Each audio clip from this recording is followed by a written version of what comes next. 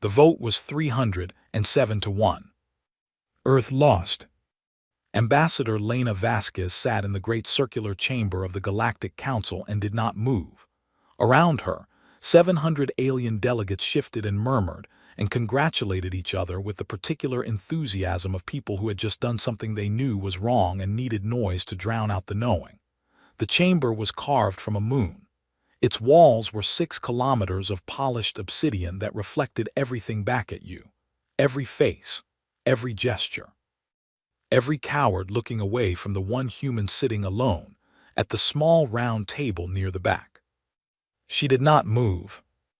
The Vethori delegate, a tall creature with 4 arms and a neck that curved like a question mark, descended from the speaking platform with the slow dignity of someone who had rehearsed this moment.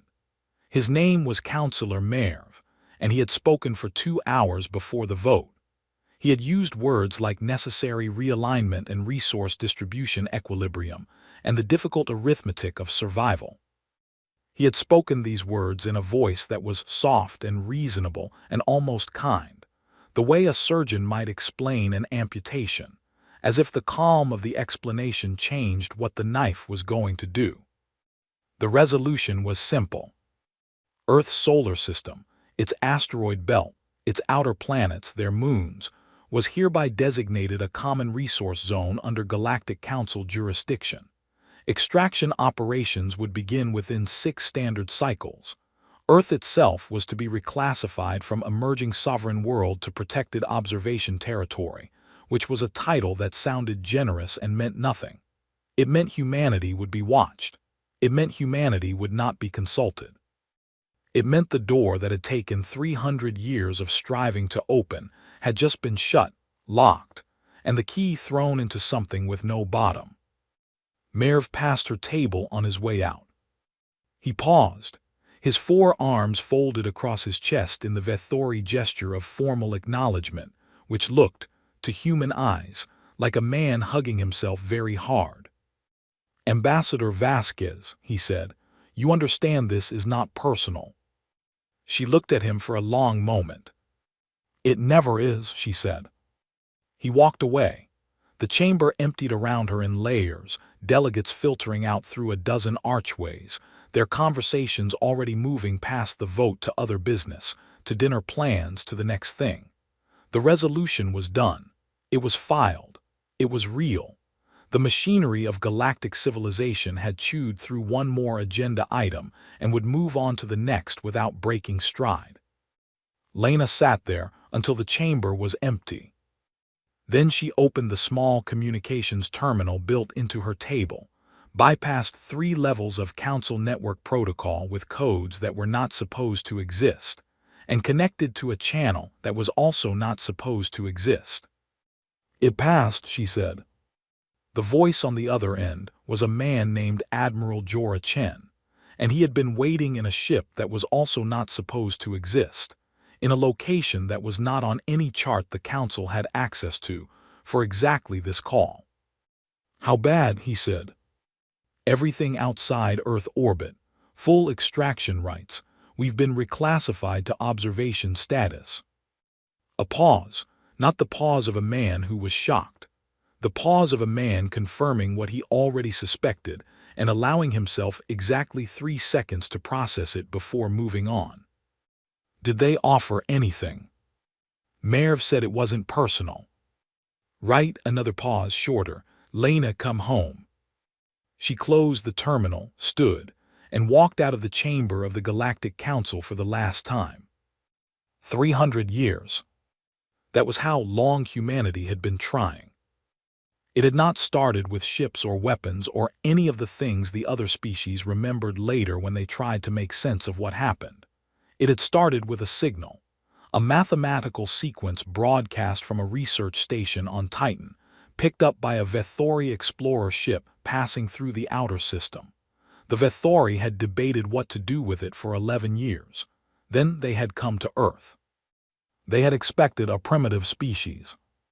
They found a species that had already mapped the human genome, split the atom, walked on their moon, built global communications networks, and written an extraordinary amount of poetry about loneliness. The Vethori did not know what to make of the poetry. They made polite notes about it and moved on. First contact was careful and formal, and required 14 years of negotiation just to establish a shared language framework.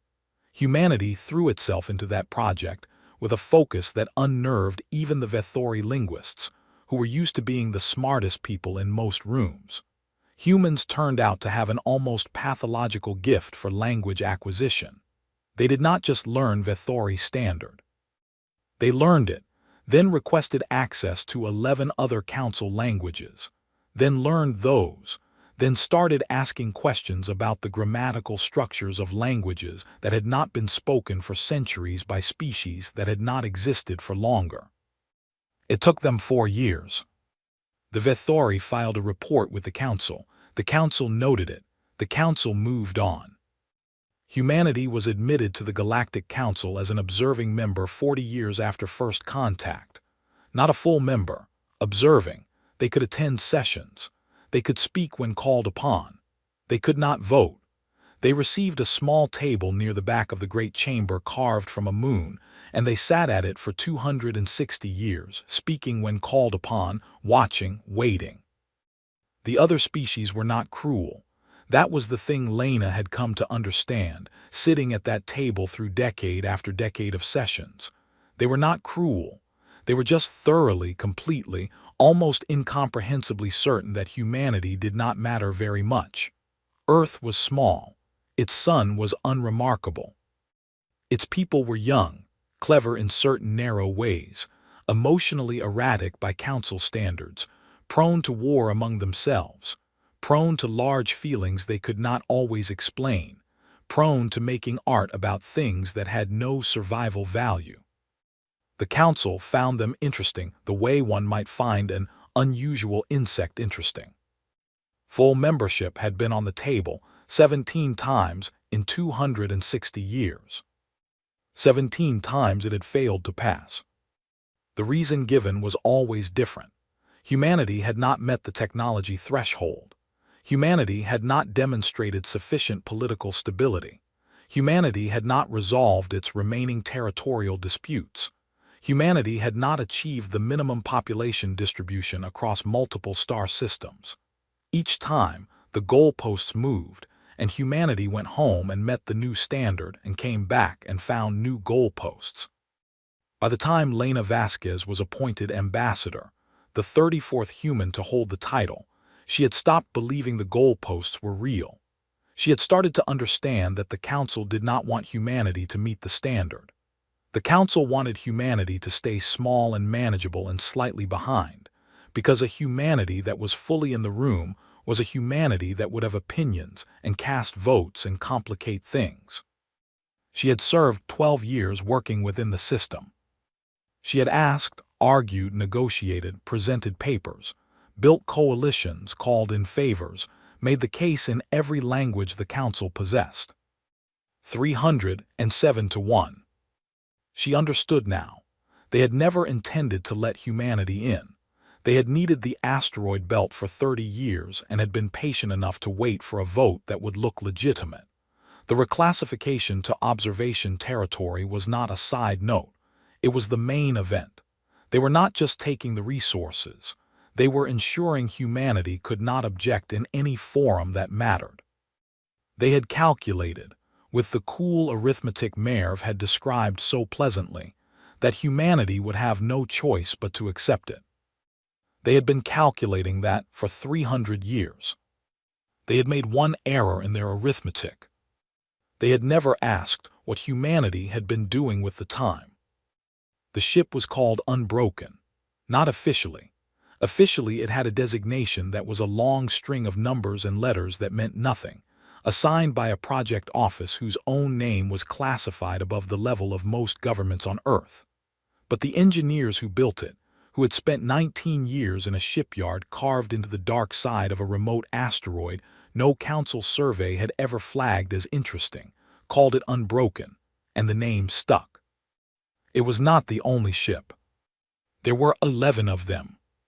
While humanity had been sitting at its small table near the back of the council chamber, attending sessions, speaking when called upon, watching, learning, it had also been building, quietly, with the particular patience of a people who had spent 3 centuries absorbing the lesson that patience was the only thing they could afford, because everything else cost leverage they did not have.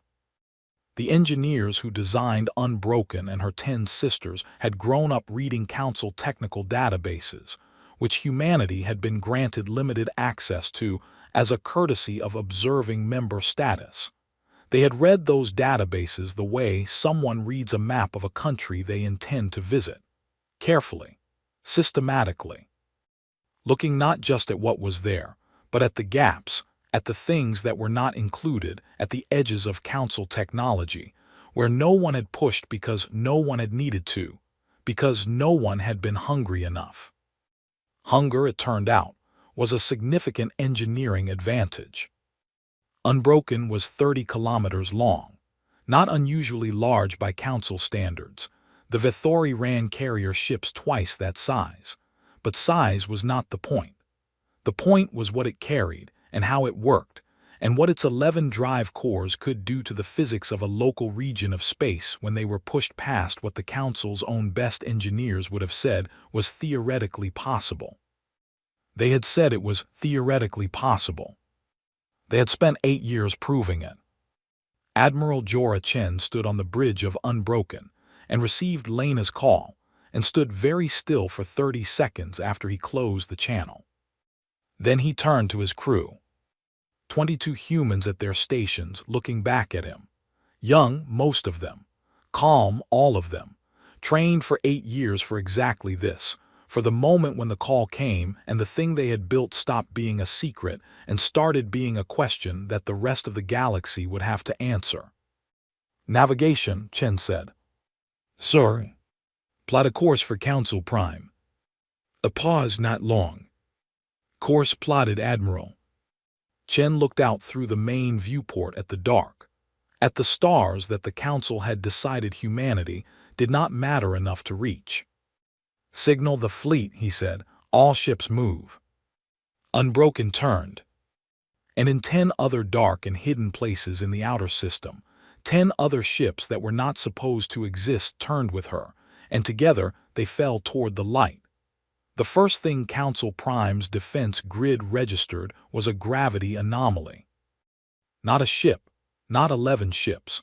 A gravity anomaly, the kind of reading that made the technician on duty frown at her screen and tap it twice with one finger, the way you tap a thing you suspect is broken. She was a Keth, blue-skinned, four-eyed, 17 years on the grid watch without a single incident worth reporting.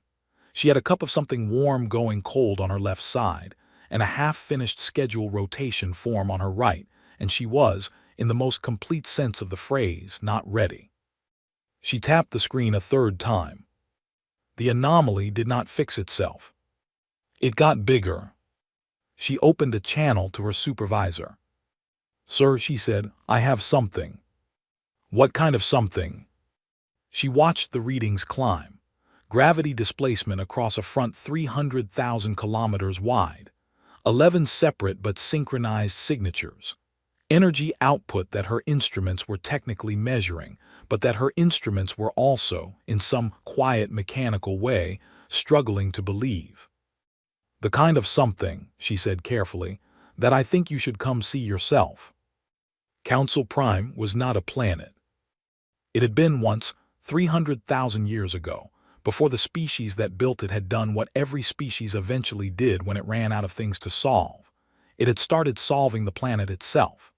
Over 30 millennia they had hollowed it, reinforced it, threaded it through with transit lines and reactor cores and data networks so dense that the whole structure hummed at a frequency you could not hear but could feel in your back teeth if you stood still long enough. The surface was cities. The interior was cities. 50 billion beings called it home across 200 species, and it sat at the navigational center of Galactic Council territory like a knot at the center of a web, every thread running back to it.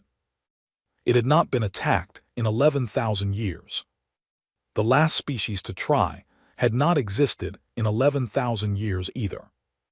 This fact was not lost on Admiral Chen.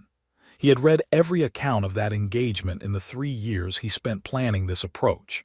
He had read them with the particular attention of someone who needed to understand not the victory but the defeat, how the attackers had thought, where they had committed too early, what had made the council's response so complete. He had taken notes in the margins of the translated texts, in handwriting so small the analysts who later reviewed his files had needed magnification. He was not here to repeat that history. He was here to replace it. Unbroken came out of the fold first. A fold was what the engineers called it, the drive technology that humanity had spent 8 years proving was possible and 12 years learning to weaponize. It did not move a ship through space. It moved space around the ship, compressing the distance between 2 points until they were effectively the same point, and then releasing. The math was elegant. The physics were violent. And the visual effect from the outside was something that no one in council space had seen before because no one in council space had built the drive before. A point of darkness that opened like an eye, and then a ship that fell out of it, already moving, already oriented, already exactly where it intended to be. 30 kilometers of ship. 11 seconds of silence on every council frequency. Then 10 more eyes opened in the dark around it, and 10 more ships fell through. Councillor Merv was in a breakfast meeting when his personal communicator went off. He ignored it. It went off again. He excused himself from the table with the particular smooth grace of a man who had spent 40 years making exits from rooms look deliberate, walked to the corridor, and answered. The voice on the other end was the Defense Coordination Director. Her name was Vel Orath, and she had held the position for 22 years, and in 22 years she had called Merv's personal communicator exactly once before, during a reactor failure in the transit district that had killed 9 people and knocked out communications for a sector. She did not call personal communicators for small things. "How many?" Merv said, because the look on her face through the small screen told him the shape of the news before the words did. 11, Vel Orath said. "Our fleet response time." "That's what I'm calling about." A pause, the kind of pause that had weight in it. "Counselor, their first ship came out of fold 40,000 kilometers from Defense Station 7. Merv knew Defense Station 7. Everyone in the Council's security structure knew Defense Station 7.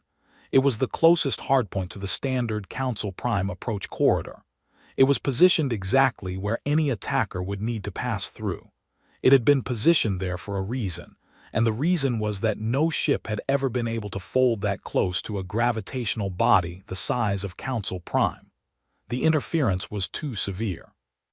The margin of error in fold navigation at that range was, according to 300 years of established physics, unsurvivable. Their second ship, Vel Orath continued, came out 41,000, their third at 39. The variance across all 11 ships was less than 2,000 kilometers.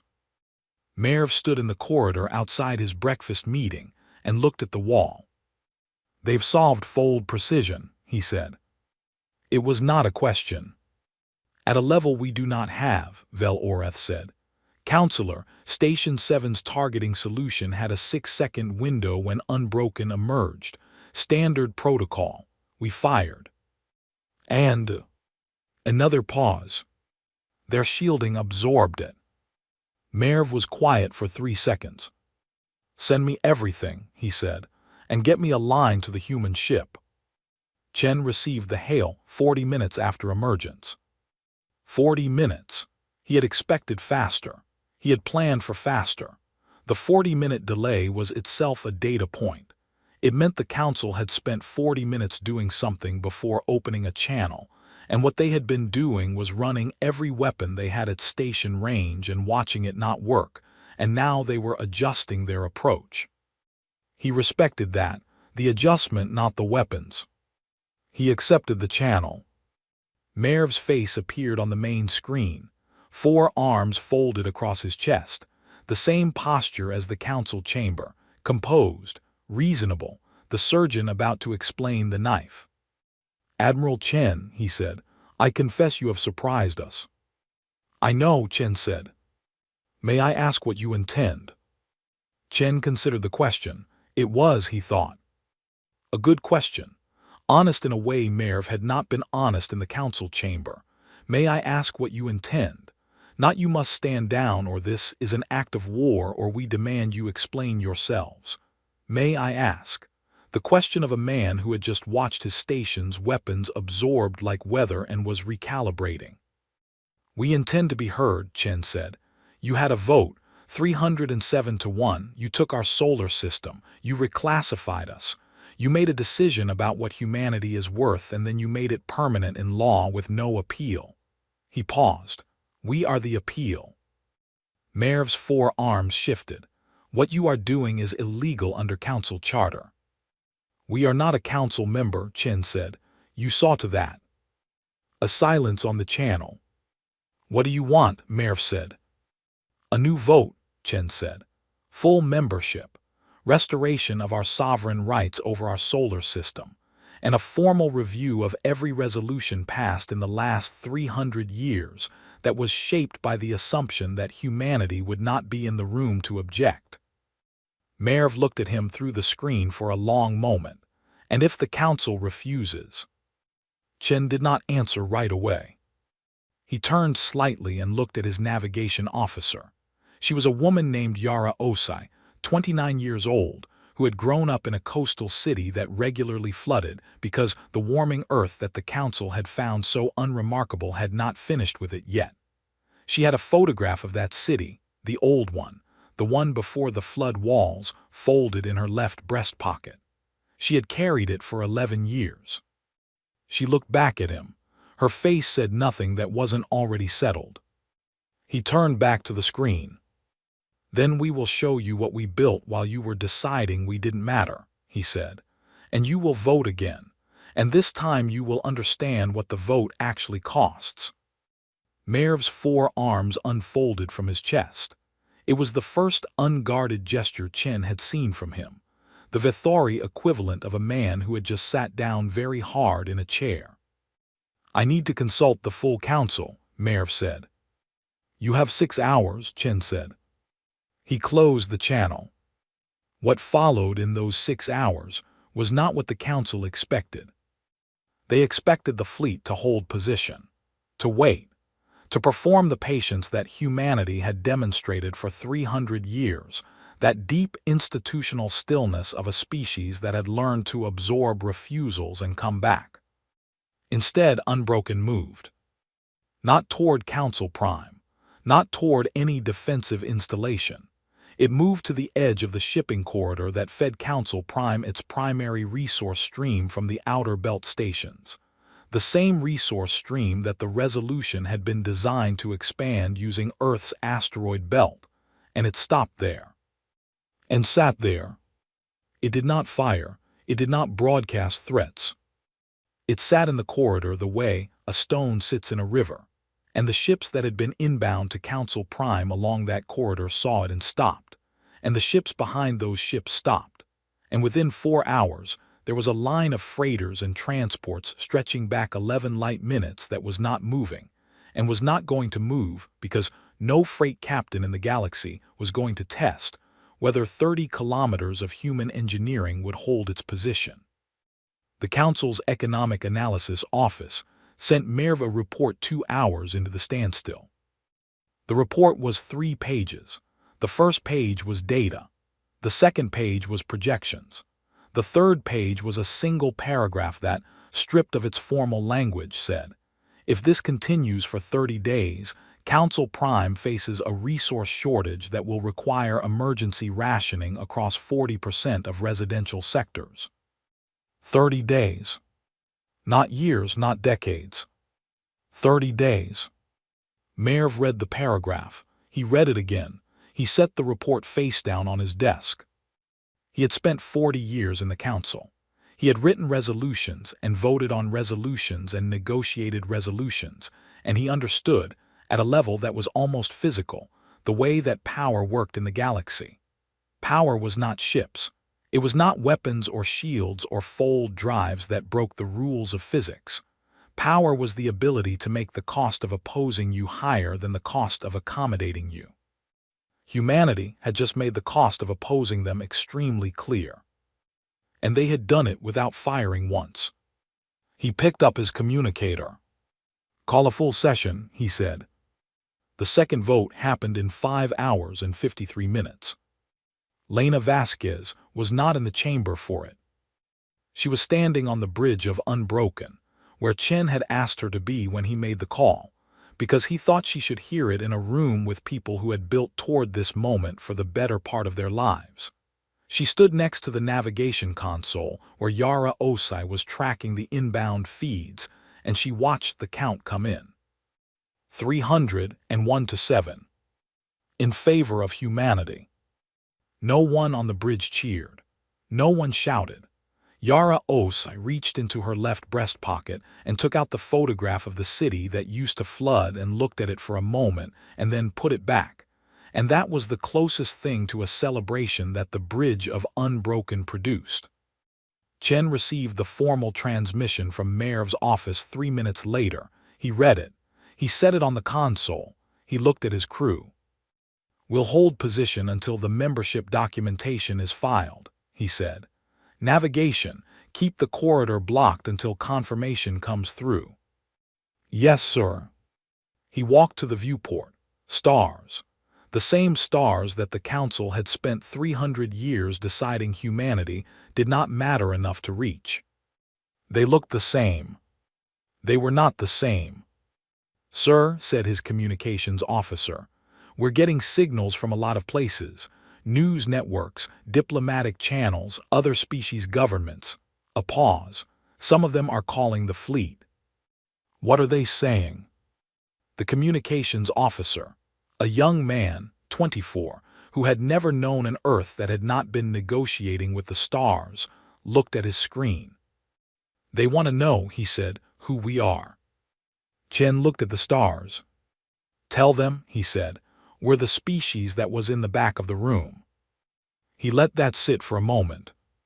"Tell them we moved up. The galaxy had opinions." It always did.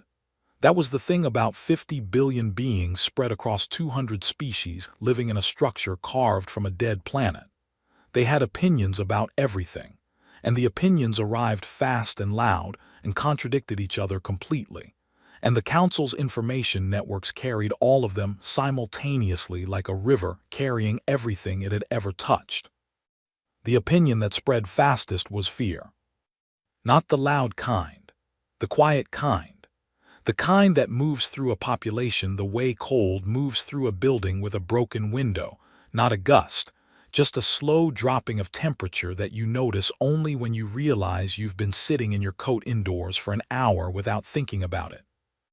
The Vithori home networks ran the footage of Unbroken coming out of Fold on a loop. 30 kilometers of ship. Dropping out of nothing. 40,000 kilometers from a hardpoint that was supposed to be unreachable. They ran it without commentary for the first 2 hours, because no one in the network's editorial structure could agree on what commentary was appropriate. Eventually, someone found a retired Vethori defense analyst who was willing to appear on screen and say measured things in a measured voice, and they put him on, and he said, "Fold precision of that caliber represents a generational gap in drive technology," and the networks ran that phrase, generational gap, under the footage until it was burned into every screen on the Vethori homeworld. Generational gap. 2 words doing the work of a panic. The Keth response was different. The Keth were engineers, had been for 6,000 years, the way some species are builders in their bones, not because they chose it, but because their particular combination of curiosity and stubbornness, and the number of fingers they had made tools feel like an extension of thought rather than a product of it. They had built Defense Station 7. They had built half the Council's transit infrastructure. They were, in the quiet accounting that no one did openly but everyone maintained, the species most responsible for the physical fact of Council Prime existing as it did. When the footage arrived on Keth networks, the reaction was silence. Then the engineers started talking. Not about the threat, about the drive. How did they solve the gravitational interference problem? That was the question moving through Keth engineering forums within 6 hours of the emergence. Not in the language of alarm, but in the language of a puzzle that someone else had solved, and you had not, and that fact was sitting in your chest like a stone you had not noticed until just now. Someone had solved it. Humans had solved it.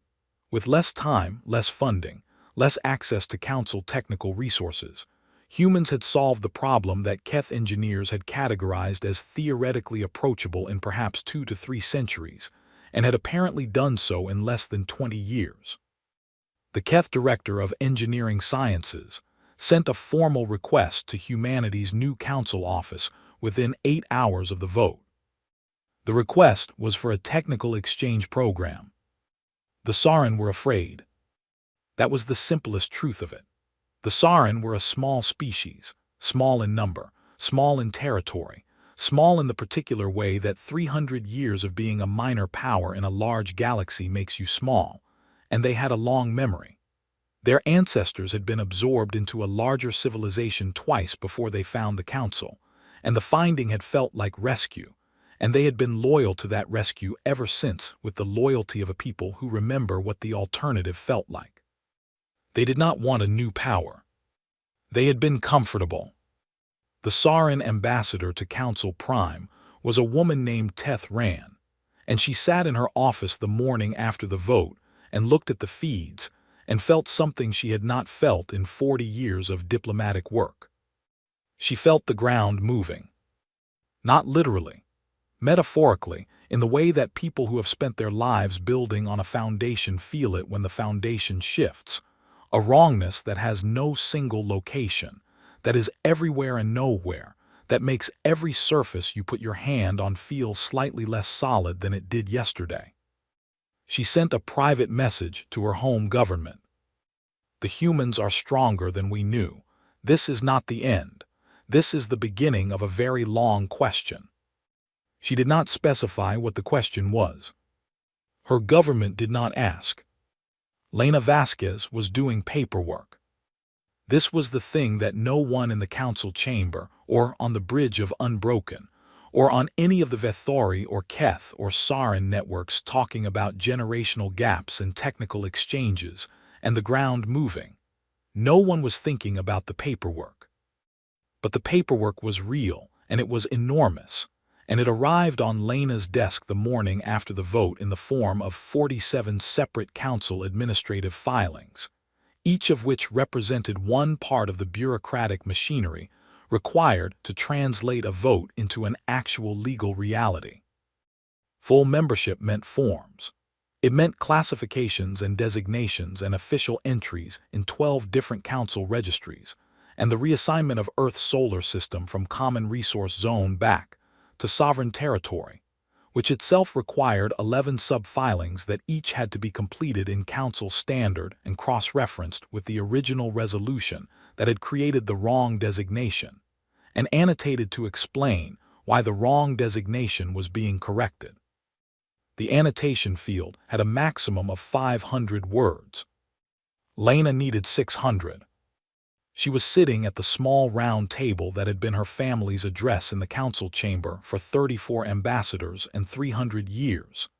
They had given her a better office now, larger, near the front, with windows that looked out over the transit district. But she had come back to this table because the new office did not have a chair that fit her right, and because she did not trust things that were given to her quickly after 300 years of being given nothing. Councillor Mayer found her there. He came without his staff, without the formal posture. He walked through the chamber, which was empty at this hour, and sat down across from her small table, which was too small for 2 people, but he sat anyway, and he folded all 4 of his arms on the table's surface and looked at her. "How long did you know?" he said. She did not look up from the annotation field immediately. She finished her sentence, then she looked at him. "Chen started the shipyard project 19 years ago," she said. "I've known about it for 12. While you were here. While I was here.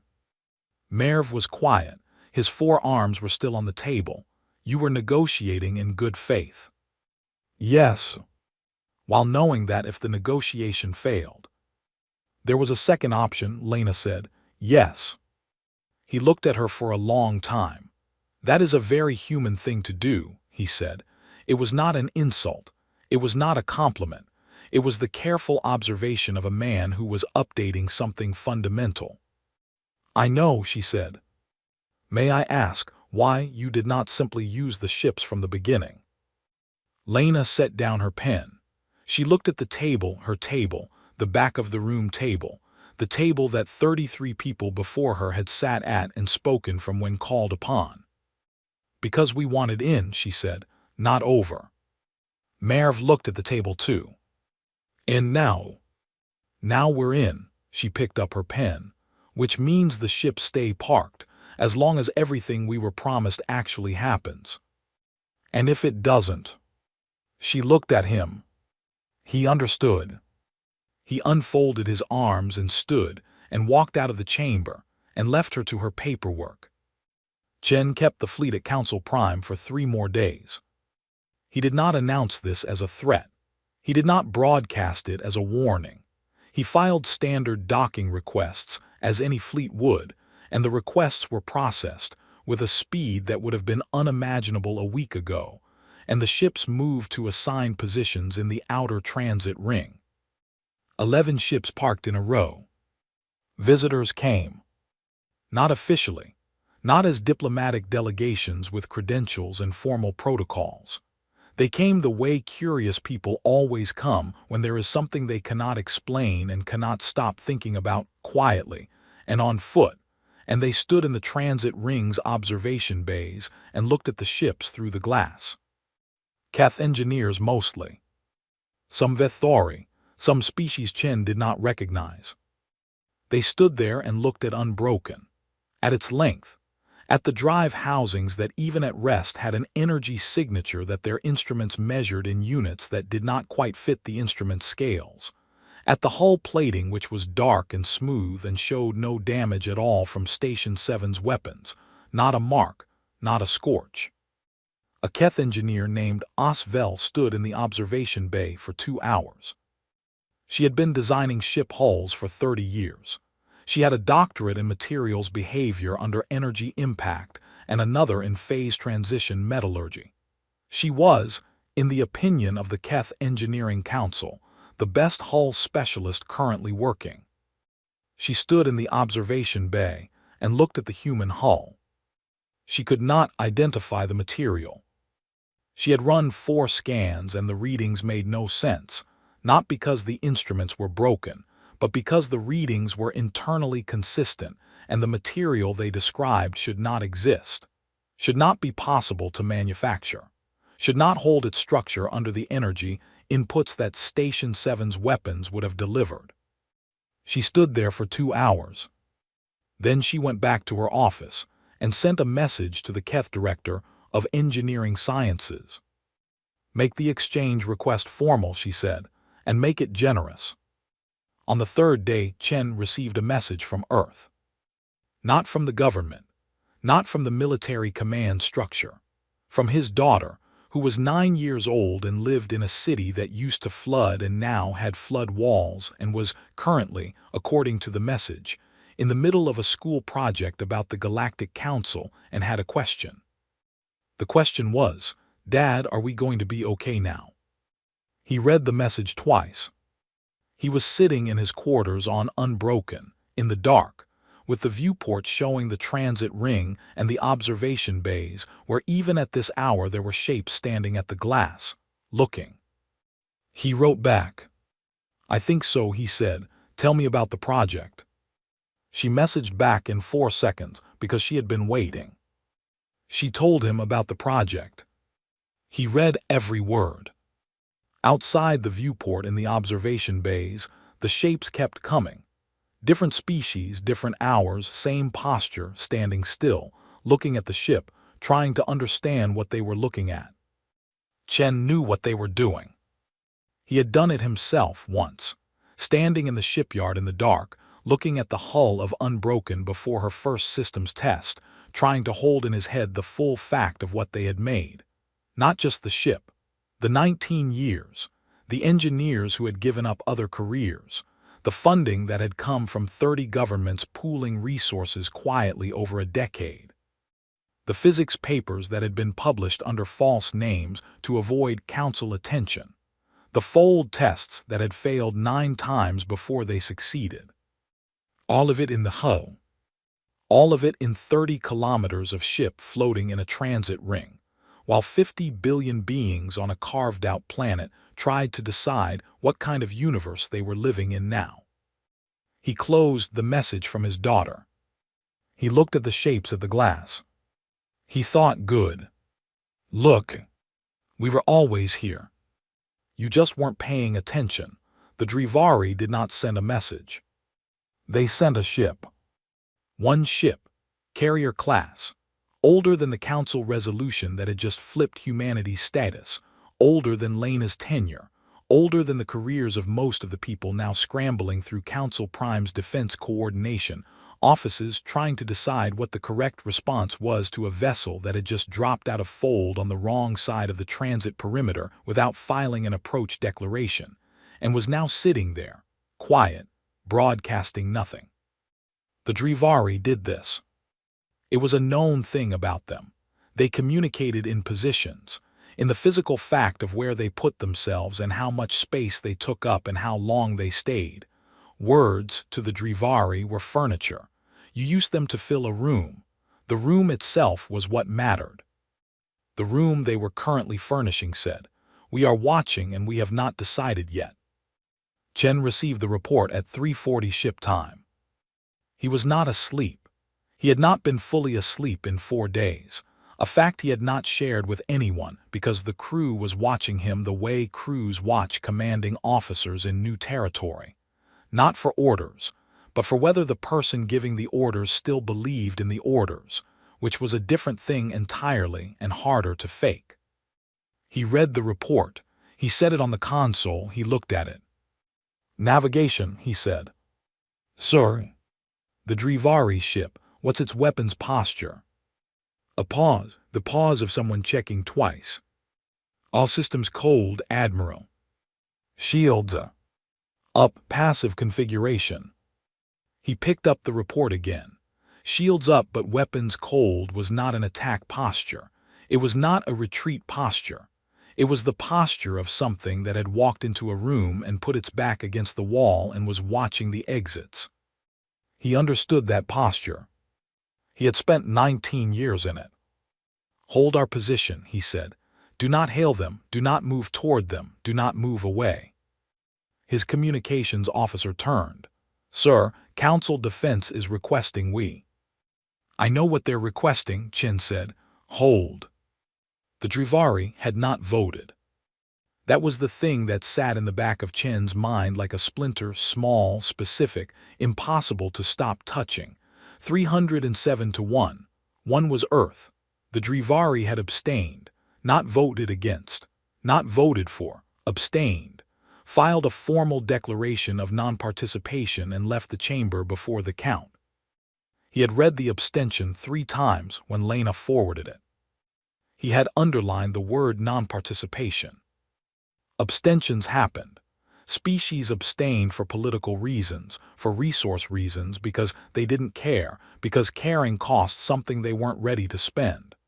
But the Drivari abstention had come with a declaration, which was unusual, and the declaration had contained one sentence, which was, "This council is making a decision it will not be able to unmake." Not a moral objection. A prediction. The Drivari ship stayed for 6 hours. It did not communicate. It did not maneuver. It held its position at the edge of the transit perimeter and ran its passive sensors and watched, and Unbroken held its position and did not hail them and did not flinch. And the 2 ships sat across that distance from each other like 2 people who have something important to say and have agreed without discussing it that the first one to speak loses something. On the 5th hour, Chen's communications officer said, "Admiral." Quietly, The way you say a word when you are not sure it's the right time for the word. Chen looked at him. The Drivari ship is running a scan on us. Active, detailed. They're not hiding it. I know, Chen said. He had seen the scan initiate 20 minutes ago and said nothing because saying something would have changed what the scan meant. Let them look. That was the point. Let them look. He knew what they were going to find because he knew what was in the hull. He knew the drive specifications. He knew the shield output. He knew that an active detailed scan of Unbroken at this range, run through Drivari sensor systems that were, he would give them this, genuinely excellent, would produce readings that would take their analysts approximately 2 days to stop arguing about. He waited. On the 6th hour, the Drivari ship moved. Not toward Unbroken, not toward Council Prime. It oriented toward the fold point it had arrived from, and it held that orientation for 4 minutes, which in Drivari positional language meant something his cultural briefings had called settled intention, meaning they had decided something, meaning the watching was over. Then it folded out. Gone. His communications officer let out a breath, not loud, just the kind of breath that escapes when you have been holding something in your chest for 6 hours and you have just been given permission to put it down. What do you think they decided? He said. Chen looked at the space where the Drivari ship had been.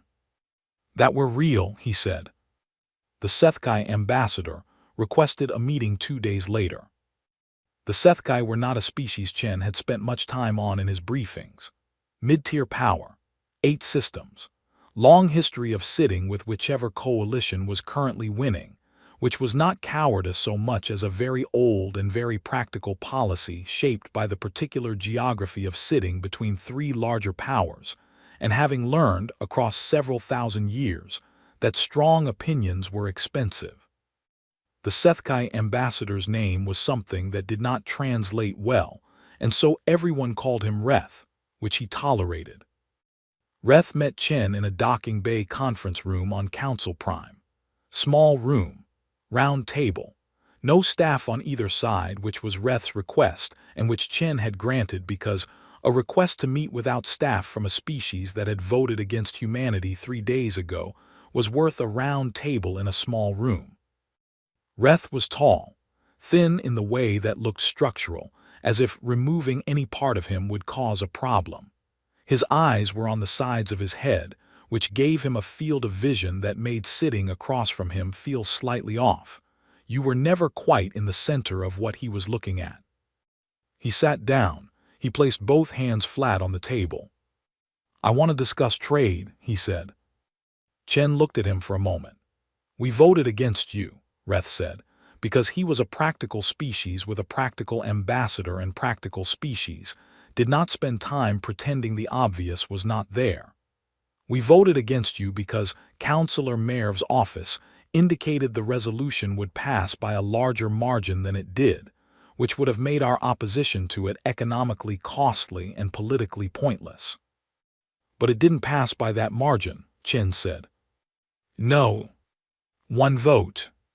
1, Reth agreed, which means we paid the cost of opposing you without the benefit of being on the correct side. He adjusted his hands on the table. We would like to correct the alignment. Chen studied him, the side-set eyes, the structural thinness, the hands flat and open on the table which he had been told was a Sethkai gesture of disclosed intent. No weapons, no hidden cards, this is what I have, this is what I want. What kind of trade? Chen said. Access to your shipyard infrastructure. Chen was quiet. Not the designs, Reth said. Not the drives, the infrastructure, the construction methodology. Your shipyards produced 11 vessels of that class in 19 years with a workforce that the Council's intelligence community has now determined was approximately 40,000 people. A pause. The Keth built a carrier-class ship with 60,000 workers in 30 years. They are the best shipbuilders in Council space. Word, Chen said. The word landed in the room and sat there. Reth's side-set eyes moved slightly. Both of them. Together. a very small movement that Chen's briefings had characterized as the Sethkai equivalent of a blink of recognition. Reth agreed. Yes, that is the correct tense. He spread his hands slightly wider on the table. We have 7 systems and 8 billion people and 3 trade routes that run through Sethkai space that the larger powers have been managing the pricing on for 200 years. We have been, he paused, choosing the word, patient. And there it was. The thing under the table. Chen heard it the way you hear a frequency just at the edge of your range, not quite clear, but present enough to be certain. They were not here about trade. They were here because a species that had been patient for 200 years had just watched a species that had been patient for 300 years run 11 ships into the center of everything and flip a vote and not fire once. They were here because the thing they had been waiting 200 years for had just proved it was possible. Chen looked at Reth. "What are you actually asking?" he said. Reth looked back at him, sideways technically, with those side-set eyes, but the effect was direct, and for a moment the practical species practical ambassador veneer went somewhere, and something older came through. Something that had been sitting in a small room at the back of a large chamber for a long time. "We are asking," Reth said, "if there is room at your table." Chen did not answer immediately. He stood up, walked to the small viewport in the conference room wall that looked out at the transit ring, at Unbroken, at the other 10 ships in their row. He thought about Lena at her small table doing her paperwork with the annotation field that was too short. He thought about the engineers in the dark of the asteroid shipyard who had gone home to families they could not tell things to for 19 years. He thought about Yara Osei's photograph. He turned back. "We'll need to talk to our government," he said. "This is above my authority." "Understood." But he paused, picked the next words like you pick something fragile off a high shelf, unofficially, as one person who waited a long time talking to another. Reth waited.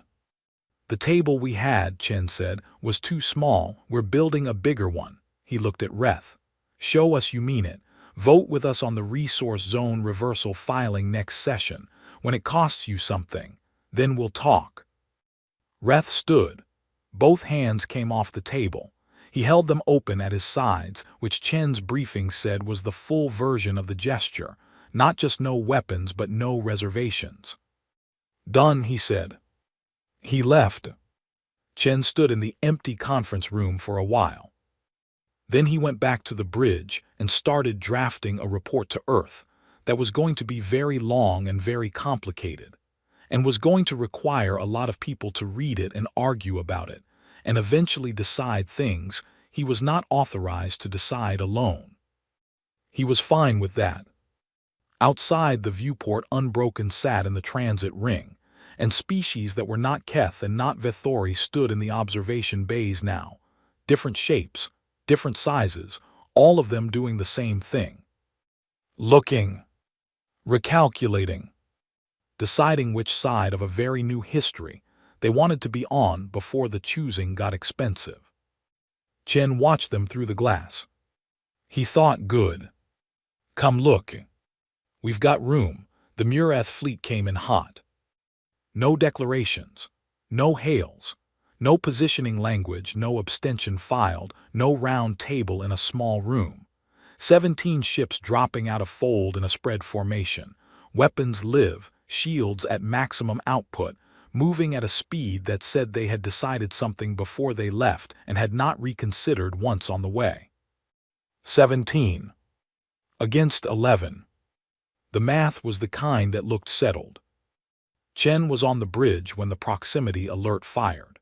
He had been on the bridge for 6 hours already, not because anything had been scheduled, but because he was a man who had spent 19 years building toward a moment and was constitutionally unable to be anywhere else when the moment had a chance of arriving. He looked at the formation on the tactical display. He did not move. "All ships," he said, "battle stations." The Murath had voted against humanity all 17 times. Not abstained, not missed sessions, voted, every single time. Filed written objections twice, which was unusual enough that the Council archive had flagged them as a point of historical note. Their objections had used the language of civilizational readiness and developmental maturity thresholds, which were the polite words, and in private, in the communications that humanity's intelligence apparatus had been quietly collecting for 11 years, they had used different words. Words that translated roughly as infestation, an unchecked variable, and the thing you let in the door that you cannot put back outside. They had watched the vote reverse. They had watched the fleet park in the transit ring. They had watched the observation bays fill with other species running scans, asking questions, filing exchange requests. They had watched the Sethkai meet with Chen. And they had decided not to negotiate, not to abstain, not to file a written objection or request a procedural review or use any of the 100 instruments that the Council existed to provide for exactly this kind of disagreement between member species. They had decided that the thing you let in the door, you could still remove. You just had to be fast enough. They were not fast enough. The first volley from the Murath lead ship crossed the distance in 4 seconds.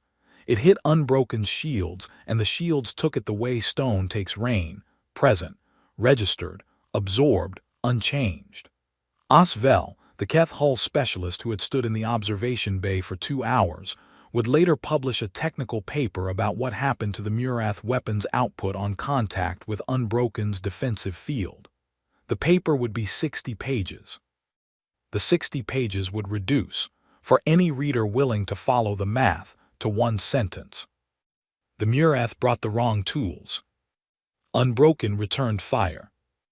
There is a particular quality to the silence that follows the first shot in a fight where one side did not know what the other side had.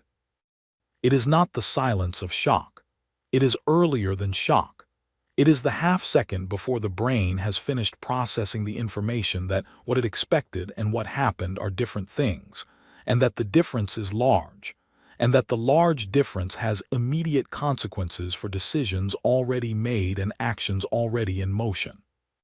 The Murath formation had that silence for approximately 3 seconds after Unbroken's return fire landed.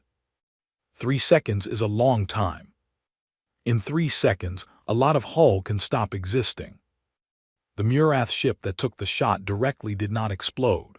Chen had been very specific about that in the engagement protocols he had written over the past 3 nights, not because he was merciful, not exactly, but because an explosion left nothing to look at, and he needed the other 16 Murath ships to look at something.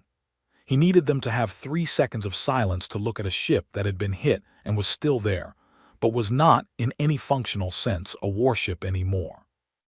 Depowered, drifting, intact enough to be rescued, gone from the fight the way you pull a tooth present and absent at once, the socket where a thing was. 1 ship. 1 shot. The silence. Then his communications officer said, "Admiral, the Murath formation is." "I see it," Chen said. The formation was not attacking. It was not retreating. It was doing the thing that formations do when the commanding ship has just experienced something that does not fit the pre-departure briefing. It was holding. 17 ships minus 1, which was now 16 ships, holding position at firing range and not firing, which meant someone in that formation was making a decision, and making it fast. "Hail them," Chen said. The Murath commander who appeared on screen was old. Old in the way of a species that did not age gently. The Murath lived long and the living showed on them, accumulated visibly like rings in wood, layer on layer, the years worn in the surface of the face rather than hidden in it. His name was Commander Sath, and he had 4 campaign decorations visible on his uniform, which meant he had been in 4 engagements the Murath considered significant, and the fact that he was still alive meant those engagements had gone well for him. He looked at Chen. Chen looked back. "You have 1 ship disabled," Chen said. I have 10 ships that have not fired. You have 16 ships that have fired one volley. A pause. Would you like to have a conversation, or would you like to find out what 10 ships firing looks like? Sath did not answer immediately. He looked at something to his left, off-screen, the tactical display probably, the readings from Unbroken's one shot, and his face did the thing that Merv's face had done in the council chamber, that Reth's face had done in the conference room, that the Keth Hull specialist's face had done in the observation bay.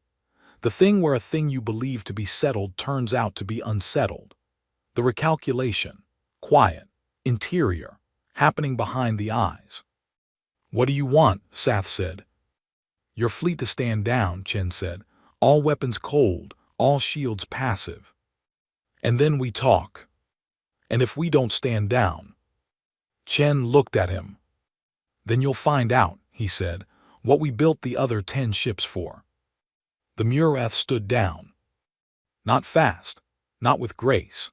It took 9 minutes and 2 more hails, and one point where Sath went off-screen for 4 minutes while his officers presumably told him things he did not want to hear about, the energy signatures coming off Unbroken's drive cores at idle. Things that suggested the one shot fired had not been the ship at effort, had not been anywhere near the ship at effort, had been the ship making a point with the smallest possible fraction of what it had. But they stood down. All weapons cold, all shields passive, 16 ships and 1 drifting socket. The silence after was different from the silence before. Before had been the silence of a gap between what someone expected and what happened. After was the silence of the gap closing, of something settling into a new position that it would not move from. Chen exhaled through his nose. "Get me a medical ship for the disabled vessel," he said, "and tell the council's diplomatic office we're going to need a room." The room they needed was big. Not the conference room with the round table. The council chamber itself, the one carved from a moon, 6 kilometers of obsidian that reflected everything back at you. It was called for an emergency session 40 hours after the Murath engagement, and for the first time in the chamber's recorded history, every seat was filled. Not just the named delegations, the observer galleries, the staff alcoves. Every surface that a body could occupy had one on it, because the thing that had happened in those 40 hours, the footage, the readings, the detailed accounts from 16 Murath captains who had filed individual incident reports with varying degrees of disbelief in their language, had moved through council space at the speed that information moves when it is the kind that changes something fundamental, which is faster than any ship, faster than any drive, old or new. Humanity sat at the front. Not the small round table near the back. Full member seating, center ring, plaque installed that morning by a council administrative crew who had processed the emergency seating request with a speed that would have been unimaginable 2 weeks ago. Lena sat at that seat. She sat straight, both hands flat on the table, the posture of someone who has stopped waiting. Merv opened the session from the speaking platform. He was composed. He was always composed. He gave a summary of events in the order they had occurred, in the flat voice of a man who understood that the events did not need his editorial assistance to make their point. The Murath ambassador requested the floor. Lena did not look at him while he spoke. She looked at the table, her name on the plaque. She had not touched the plaque yet. She thought she would later, when the chamber was empty, run her fingers across the letters the way you run your fingers across something you stopped believing in for a while and then found again. The Murath ambassador spoke for 12 minutes. He did not apologize. That was not what the speech was. It was something more complicated than an apology. It was an argument for why the engagement had been a reasonable response to an unreasonable situation, which was a speech she had heard before, in different words, for 300 years, from a species that was not the Murath. It was the argument that people make when they have done the wrong thing for internally consistent reasons, and cannot yet bring themselves to say the word wrong, but are willing to stand at the edge of it. She let him finish. Then she stood. She had not planned a speech. She had notes, 3 pages, careful, drafted over 2 sleepless nights, full of the formal language that 3 decades in the council had put in her fingers. The language of resolutions and declarations and whereas and therefore, and the machinery of civilized disagreement. She did not use the notes. She looked at the chamber. All of it. Every filled seat, every reflected face in the obsidian walls, every species that had voted and abstained and watched and run scans and stood in observation bays and filed exchange requests and threatened and backed down. 300 years, she said. The chamber was very quiet. 300 years we sat in the back. We spoke when we were called on. We met every standard you set and then met the new one when you moved it. We wrote papers in your languages. We learned your histories. We asked and argued and came back after every no. She paused. We were also building, not because we wanted war, because we understood very early that the only language that this chamber actually speaks fluently is the language of consequences. She let that land. The ships will remain, she said, not as a threat, as a fact, the way your ships are a fact, the way your stations are a fact. We are in this galaxy and we have been for 300 years and we are not going to be reclassified or resource stripped or voted small again. She looked at the Murath ambassador. And anyone who brings a fleet to test that fact will find out that we built 11 ships and stopped, not because 11 was the limit. She sat down. The chamber was silent for a long moment. Then the Sethkai ambassador, Reth, practical Reth, who had met with Chen and promised a vote, and delivered it 2 days ago at a cost that had already drawn 3 formal complaints from the Vethori trade bloc, put both hands flat on his delegation's table. Open, no weapons, no reservations. And he started to clap. It was not a human gesture. The Sethkai did not clap, but he had watched the human feeds. He had done his research. And he put his hands together and made the sound once, twice, and then across the chamber slowly. Something caught, not applause. Not exactly, different species expressing the same thing in different physical ways. A ripple of sound and movement spreading from the center ring outward through the galleries, until the chamber that had been carved from a moon and had reflected 300 years of humanity's exclusion was reflecting something different. Lena put both hands flat on her table. She looked at the plaque with her name on it. She did not cry. She had done all her crying already, over 34 years in this room, in languages that had no word for what it felt like to be the person at the small table near the back. She just sat there and let the chamber be loud for once. Chen received the feed on Unbroken's bridge. He watched Lena stand, watched her speak, watched Reth's hands come together. Around him, 22 people at their stations were watching the same feed on their secondary screens, watching it in the quiet way of people who did not want to be seen watching it, who had learned a long time ago to keep the important things close and still. Yara Ose was not watching the feed. She was looking out the viewport. At the stars. Chen walked over to her station, stood next to her, looked at what she was looking at. The transit ring, the ships, the observation bays still with shapes in them, species still coming, still pressing their faces to the glass. You think it holds, Yara said. Not a question exactly. The kind of thing you say when you already know what you think and you want to hear what the other person thinks to see if the two things match. Chen looked at the stars. He thought about his daughter's message, still unanswered in the back half of his queue, buried under 17 flag-level communications, and the Murath incident reports, and the Keth exchange proposal, and a formal invitation from the Sarin diplomatic corps that he had not yet opened. He thought about the engineers who had gone home to families they couldn't tell things to for 19 years. He thought about the 34 people who had sat at that small table, speaking when called upon, waiting, carrying forward the particular weight of being almost included. He thought about the 307 to 1. Yeah, he said. He did not say, Because we built 11 ships and they know we stopped counting. He did not say, because the Sethkai voted and the Keth want the exchange and the Drivari came to look and decided we were real.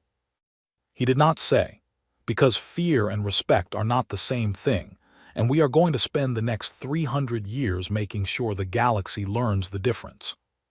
He just said, yeah. And Yara Osai looked at the stars and said nothing back, which was the right answer. Unbroken sat in the transit ring. The shapes kept coming to the glass. And somewhere in a chamber carved from a moon, an ambassador whose name was now on a plaque sat at a table in the center of the room, and the room was loud, and it had taken 300 years to make it loud, and she let it be.